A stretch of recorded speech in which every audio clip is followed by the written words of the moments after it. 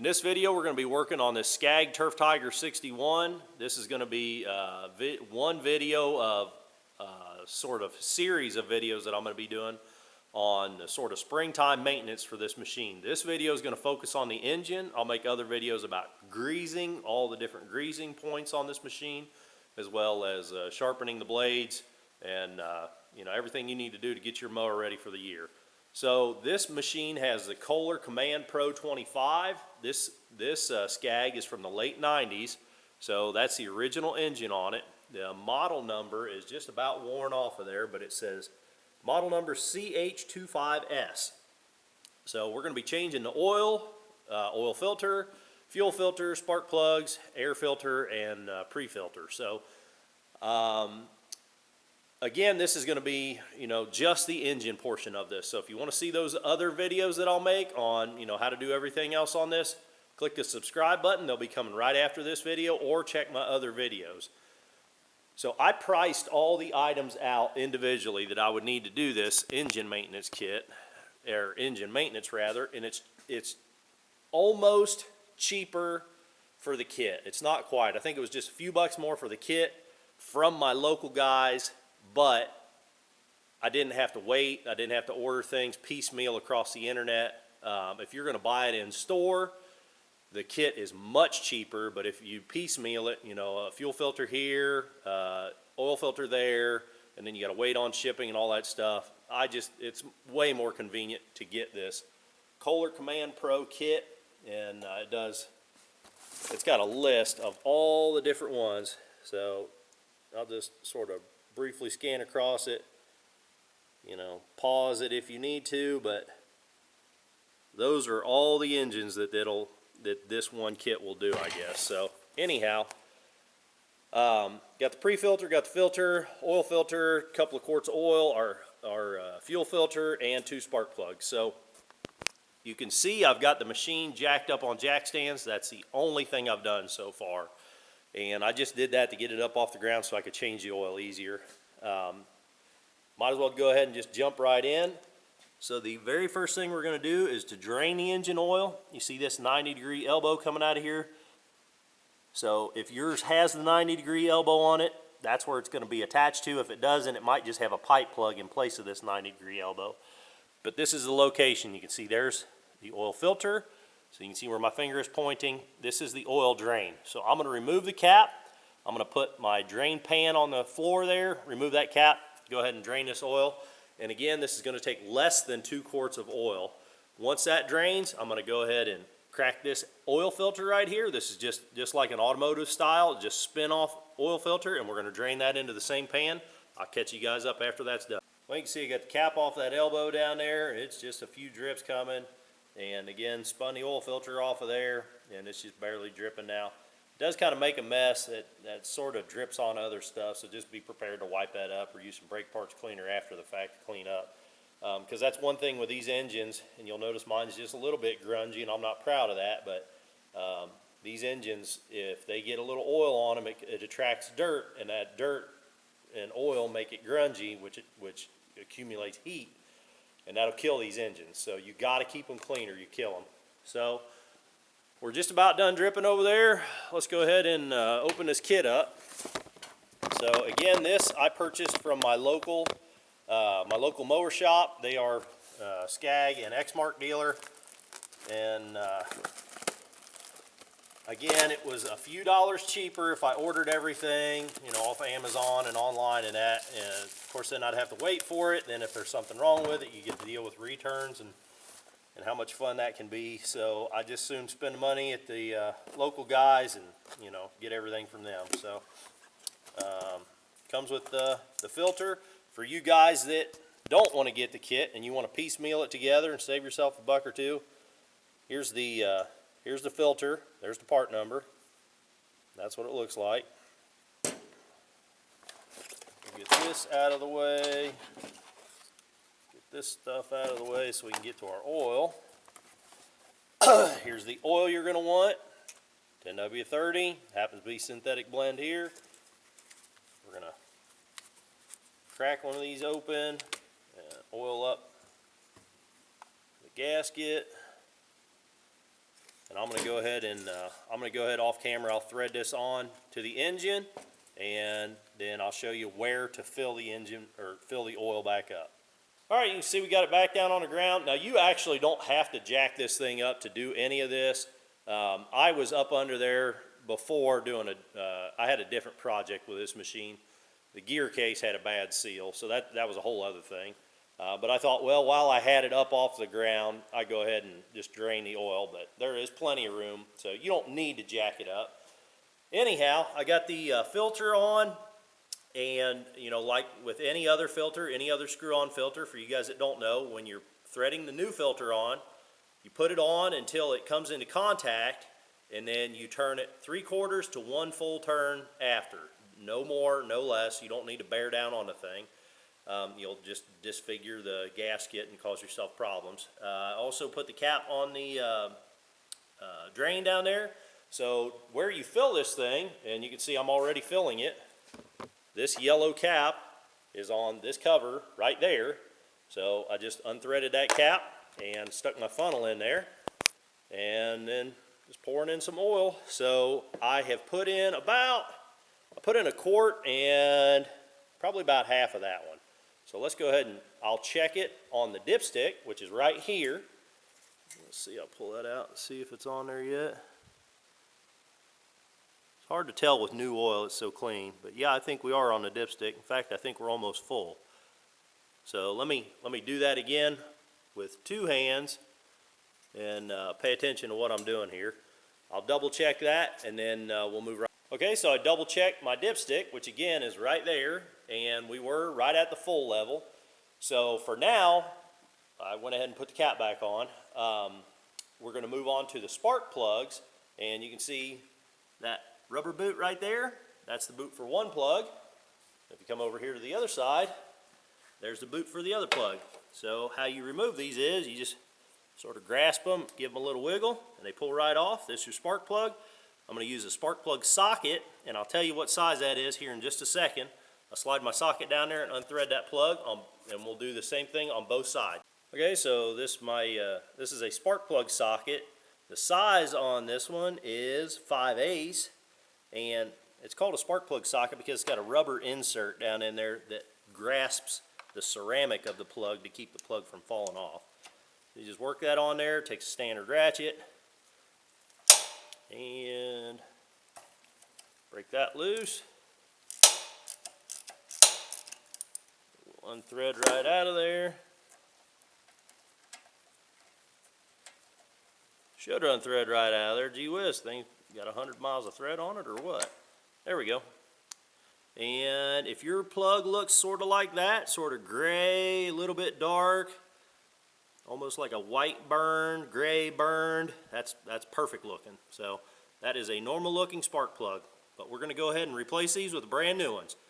Okay, so the kit comes with 2 brand new spark plugs. And again, for you guys that are going to piecemeal this together and don't buy the kit, these are a Champion brand spark plug, and the model is RC12YC. Now this engine calls for a spark plug gap of 0.030 inches, and I'm using a gapping tool. You can use a set of feeler gauges, but I want to double check that this is about an 0.30 gap, and that one is. Don't ever assume that your plugs come in good shape. That is about an 0.25 gap. So what I'm going to do is, using the gauge, I'm going to very gently lift up and bend that ground strap on that plug and make that gap wider.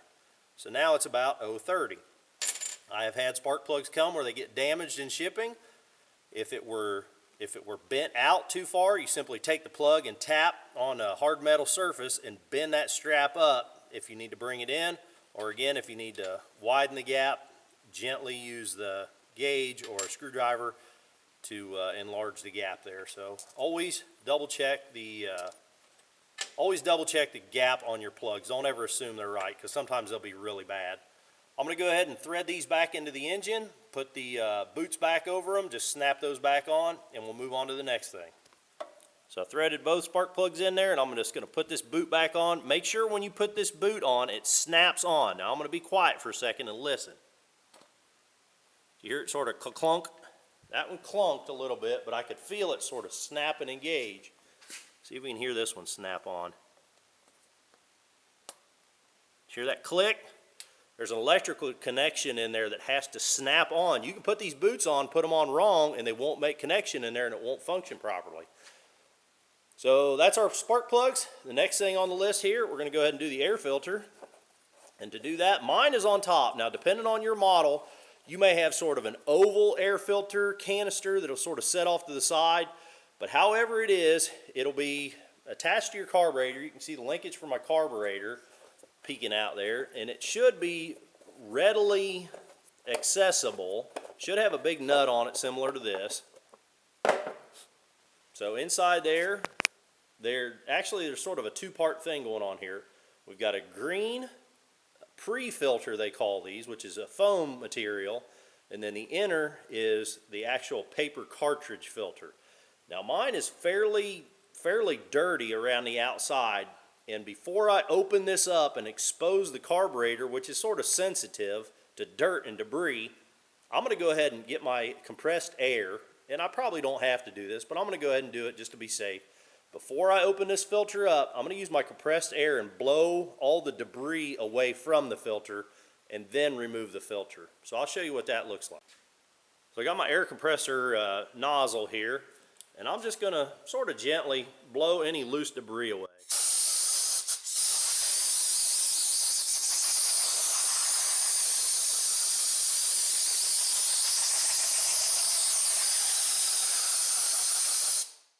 Well, look here. So as I'm blowing this, I see that little piece of dirt or leaf or something flapping in under there.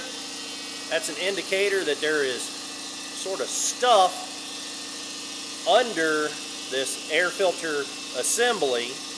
It may have been put in there by a mouse over the winter. Now it's March right now. This machine has been sitting all year out in an unheated garage. So it's possible that a mouse got up under there and built a nest. So I'm going to get a little more aggressive with my air now. I want to try to blow out any debris that's up under there as well.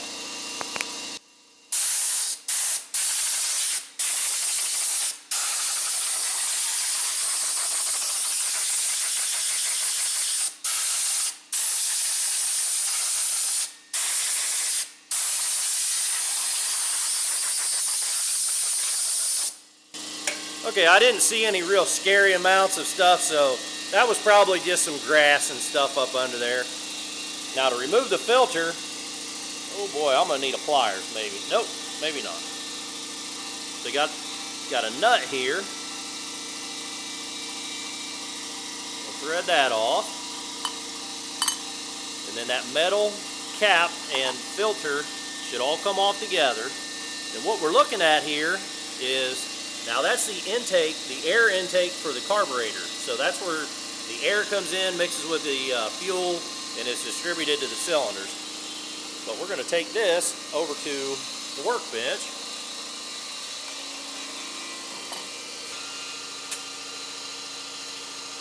Now this pre-filter comes off of here, and you can clean these throughout the mowing season with soap and water, and then lubricate them with oil. They need oil to function properly. I know that sounds silly, but I'll show you how we're going to do that on the new one. So this is our old paper filter, and it looks to be in good condition, but we're going to go ahead and replace it too. This metal cap pushes off of there, so we can throw these two components away. So those will go in the garbage. We're going to use the new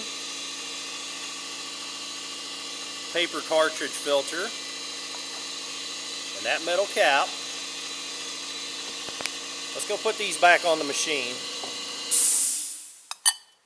We'll go put this back on the machine right now to cover up that carburetor. I don't like to leave a carburetor exposed any longer than I have to. So that goes on there. There's a rubber around the bottom of the filter, and this is bi-directional. You can flip it. There's no upside or downside. So you can see this rubber around the top. There's the exact same rubber around the bottom. That makes a seal against the housing on the bottom. So all the air that enters the carburetor then has to go through this filter assembly. So we'll go ahead and put that nut down and we'll tighten it all the way back up. And then we can put that green foam pre-filter on after.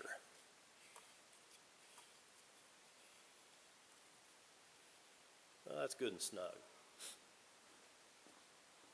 So now this is how we're going to do this pre-filter. Now these need oil to function properly. You can put it on dry like this and it will catch some dirt and dust, but it's much more effective if you oil it. So we're going to use the same oil. You can use any oil to do this. Use it transmission fluid, bar and chain oil from a chainsaw. Any oil will work for this. You could probably even use old motor oil if you had to. I'm just going to dump a little bit on here and sort of massage it into the filter. I'm going to fold it back in on itself, and I'm going to pour a little more in here. Whoa, that was a lot. We're going to massage this oil into this filter, and then we're going to wring out all the extra, because we don't want a lot on here. We just need a little, but we want it completely coated, all surfaces. That's looking pretty good. So now I'm going to put it together and twist it. And I don't want to rip the foam, but it's fairly durable stuff, and I'm wringing out, I don't know if you can see it, but there are drips of oil coming out of there. So I want to wring out all that extra oil. I'll get it off my gloves because I don't want to put it back on there. So now this filter is oiled up and ready to go. So let's take it back over to the machine. And we just wrap that right around the filter. And again, you can do this same procedure throughout the summer. If you want to check your air filter, that's always a good idea. Check your air filter, and if your green pre-filter is looking pretty scudsy, take it off, take it in the house, wash it with warm soap and water. Dawn dish liquid works really well. Wring it out or air dry it. Make sure it's completely dry, and then oil it up just like that, and it'll function just like a new one. So there we go. There's that. It's all the way down around the bottom there. Go ahead and put our top cover back on. Kind of finicky to do this with one hand, but I think we're okay.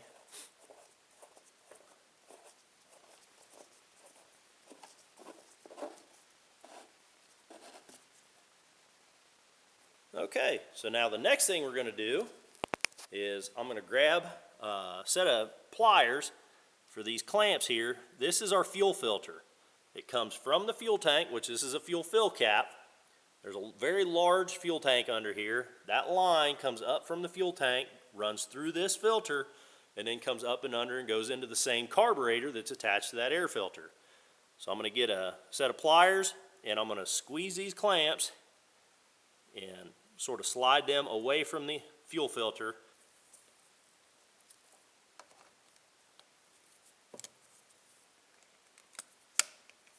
Just need to slide these down a couple of inches away from the filter, because that filter has stubs that sort of go up under in the line there. Now I'm going to remove this. This is going to leak a little bit of gasoline. Probably be a good idea to put a rag or a pan or something down underneath of it. Let me go ahead and do that.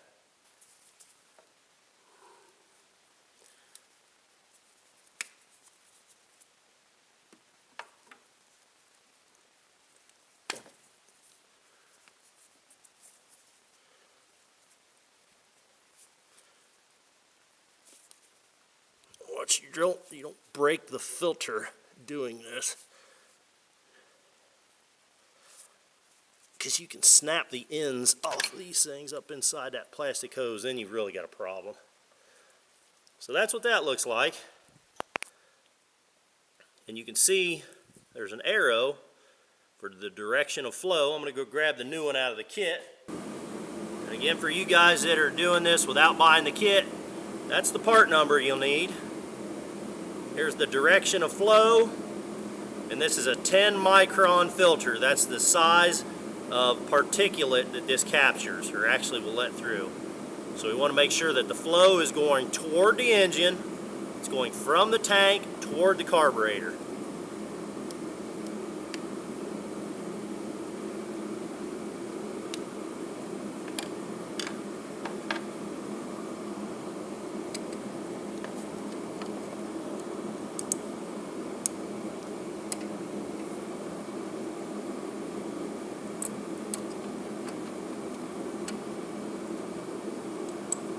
And that noise you hear is my heater. It's a pretty cool day today. So my heater's on a thermostat, and that kicks on periodically. So there we go. I'll put these tools away, and then I think we'll be ready to crank it up, make sure everything functions properly, and then we'll check the engine oil level. I expect it to go down some because the filter right now is probably just has not very much oil in it at all right now. It's essentially empty. So we're going to run the engine for a while, make sure the filter gets filled, and then we'll double check the engine oil, and I expect to have to put a bit more in. Okay, let's start it up. Now I would expect it to have to crank a little longer than normal because we essentially drained all the fuel out of the line there. So we'll set it to fast and choke the engine.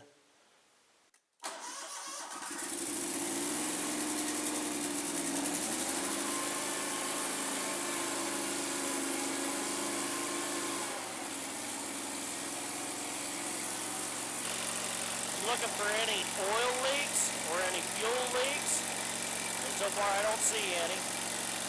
Okay, so I let the engine run for a few minutes. Actually took it out and drove it around a little bit just to test everything. Again, this thing's been sitting, for months. So drove it around. Everything seemed to operate just fine.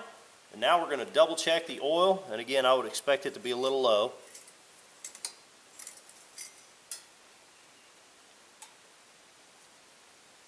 And it is very low. In fact, it's not even on the dipstick.